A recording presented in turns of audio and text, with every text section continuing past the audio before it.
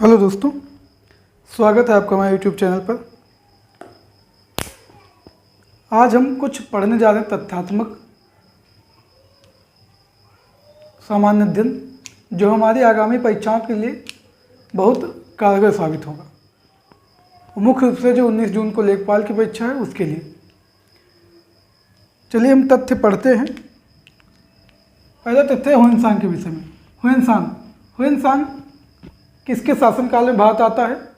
तो हुएन हर्षवर्धन के शासनकाल में भारत आया और इसने नालंदा विश्वविद्यालय में अध्ययन किया। हुएन हर्षवर्धन के शासनकाल में भारत आया और इसने नालंदा विश्वविद्यालय में अध्ययन किया था। नालंदा विश्वविद्यालय कुमारगुप्त के समय में स्थापित किया गया। कुमारगुप्त द्वारा स्थापित किया गया था नालंदा विश्वविद्यालय। दूसरा तथ्य विलय नीति या हड़प नीति। विलय नीति या हड़प नीति ये लॉर्ड डलहौजी के समय की है, लॉर्ड डलहौजी के समय। और हड़प नीति के तहत जो सबसे पहले राज्य हड़पा लॉर्ड डलहौजी ने वो था सतारा। सतारा के बाद कई राज्यों को हड़प किया। 1856 में अवध का विलय कर लिया जाता है हड़प नीति के तहत ही। और इसका आधार बताया जाता है अवध को मिला के कि अवध में प्रशासन ठीक नहीं चल रहा, तो कुप्रशासन का आरोप लगाकर अवध को 1856 में लॉर्ड डलहौजी ने ब्रिटिश साम्राज्य में मिला लिया था। अकबर के कुछ महत्वपूर्ण कार्य हैं। अकबर ने 1562 में दास प्रथा का अंत किया, 1564 में जजिया कर की समाप्ति की, 1563 में तीर्थ यात्रा कर समाप्त किया, 1579 में मजहर की घोषणा की। ये था अकबर के विषय में। अब कुछ एक्ट हैं किस गवर्नर जनरल के शासनकाल में आए हैं वो हमको याद रखना है। वर्नाकुलर प्रेस एक्ट 1878 का है, लॉर्ड लिटन के समय का। दूसरा है Pitt's India act wine Hastings समय का। इल्बर्ट बिल लॉर्ड रिपन के समय का। ये साहित्य अकादमी पुरस्कार कितनी भाषाओं में दिए जाते हैं? 24 भाषाओं में। तो 22 भाषाएं तो संविधान के, एक राजस्थानी में, दूसरा अंग्रेजी में। संविधान में 22 भाषाएं हैं और इसका जो है 8वीं अनुसूची में मिलता है। 8वीं अनुसूची में 22 भाषाओं का वर्णन किया गया है। अगला है कि अंतर्राष्ट्रीय तिथि रेखा 180 डिग्री देशांतर रेखा है। प्रशांत महासागर, बेरिंग जल संधि, चुक्सी सागर और आर्कटिक महासागर से होकर गुजरती है। अब प्रश्न है कि अपने मार्ग से कितनी बार विचलित होती है? तो यह अपने मार्ग से 4 बार विचलित होती है अंतर्राष्ट्रीय तिथि रेखा। अगला है अनुच्छेद 40।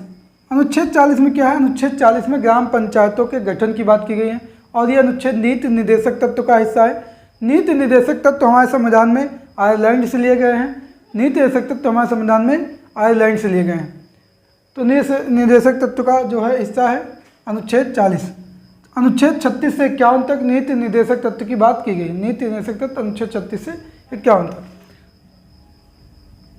अनुच्छेद 110 धन विधेयक की परिभाषा दी गई। इसमें धन विधेयक के विषय में ये तथ्य है कि धन विधेयक केवल लोकसभा में प्रस्तुत किया जाएगा। और कोई विधेयक धन विधेयक है या नहीं इसका निर्णय लोकसभा अध्यक्ष ही करते हैं। अनुच्छेद 18 उपाधियों का अंत। इसके तहत उपाधियों का अंत है। रक्त का पीएच मान कितना होता है? रक्त का पीएच मान होता है 7.4। तो कैसा होता है? क्षारीय।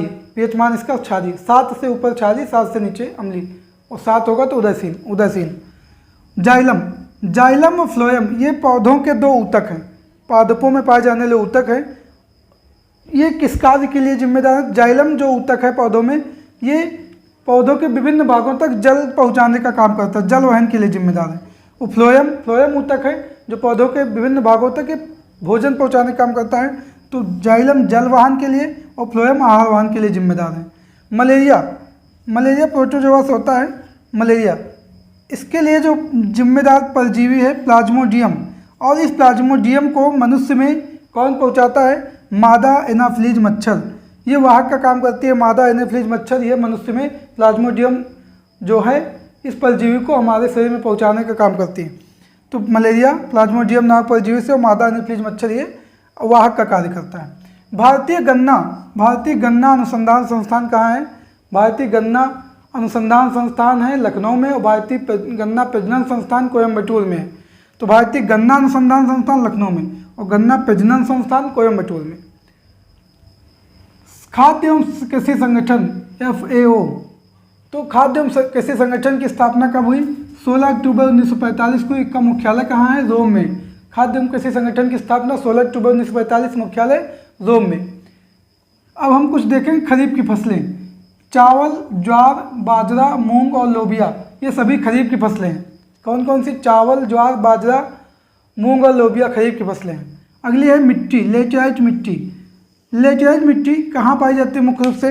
लेटेराइट मिट्टी मुख्य रूप से मिलती है तमिलनाडु में, तमिलनाडु, कर्नाटक और उड़ीसा। तमिलनाडु, कर्नाटक और उड़ीसा में लोहा और एल्युमिनियम चूना अधिक मात्रा में मिलता है। इसमें लोहा, एल्युमिनियम और चूना अत्यधिक मात्रा में पाया जाता है। तो लेटेराइट मिट्टी तमिलनाडु, कर्नाटक और उड़ीसा में पाई जाती है। जलोढ़ मिट्टी, जलोढ़ मिट्टी सर्वाधिक उपजाऊ मिट्टी है। इसका निर्माण नदियों के निक्षेपण से होता है। नदियाँ जो बहा के मिट्टी लाती हैं वो इकट्ठा हो जाती है, निक्षेपण एक जगह इकट्ठा होती है, वही तो नदियों के निक्षेपण से इसका निर्माण होता है। भारत के सर्वाधिक हिस्से पर ये मिट्टी पाई जाती है। भारत के 43% भाग पर मिट्टी पाई जाती है और इसमें कार्बनिक पदार्थों की अधिकता होती है, कार्बनिक पदार्थों की अधिकता होती है। अगला है खैरा रोग। खैरा रोग किस फसल का रोग है? खैरा रोग होता है धान में, धान में होता है खैरा रोग और जिंक की कमी से इसमें पत्तियां पीली पड़ जाती हैं। खैरा रोग धान की कमी, धान में होता है और जिंक की कमी से होता है, इसमें पत्तियां पीली पड़ जाती हैं। देखें काली मिट्टी, काली मिट्टी इसे रेगुड़ मिट्टी भी कहते हैं। काली मिट्टी को रेगुड़ मिट्टी, रेगुड़ मिट्टी भी कहते हैं।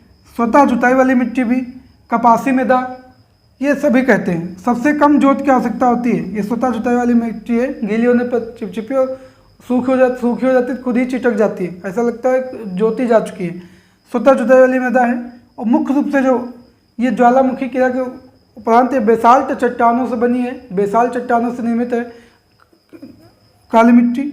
और महाराष्ट्र, कर्नाटक, गुजरात और मध्य प्रदेश में मुख्य रूप से मिलती है। महाराष्ट्र, कर्नाटक, गुजरात और मध्य प्रदेश में मुख्य रूप से मिलती है। अगले देखते हैं कुछ सदिश राशियाँ हैं। सदिश राशियाँ, सदिश राशियाँ आवेग, विस्थापन और बलागुण, ये सभी सदिश राशियाँ हैं। आवेश, विस्थापन और बलागुण कैसी राशियाँ हैं? सभी सदिश राशियाँ हैं। आवेश, विस्थापन ऐसी भौतिक राशि जिसमें परिमाण के साथ साथ दिशा की भी आवश्यकता होती है, परिमाण के साथ साथ दिशा की भी आवश्यकता होती है, सदिश राशियाँ कहलाती हैं। तो सदिश राशियों के एग्जाम्पल याद रखना है हमको। आवेग, विस्थापन और बलागुण कैसी राशियाँ हैं? सदिश राशियाँ हैं। आवेश, विस्थापन और बलागुण सदिश राशियाँ हैं। ये है हमारा आने वाली परीक्षाओं के लिए बहुत ही महत्वपूर्ण है। आप लोग कोई वीडियो कैसा लगा हमें कमेंट करके जरूर बताइए, अपने दोस्तों के साथ और शेयर करिए, लाइक करिए वीडियो को, और जिन लोगों ने अभी तक सब्सक्राइब नहीं किया सब्सक्राइब करिए। मिलते हैं जल्द ही नए वीडियो के साथ हम आपसे। जय हिंद, जय भारत।